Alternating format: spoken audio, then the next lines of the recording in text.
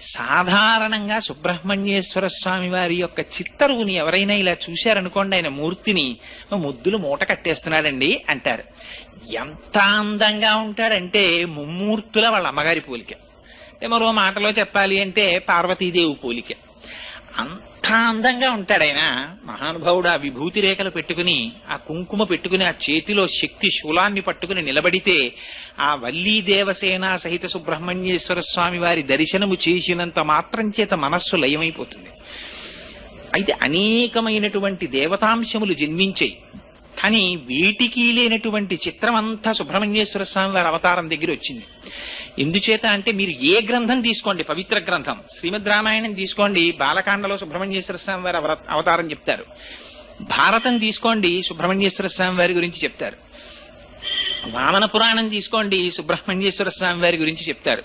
Skanda Puranam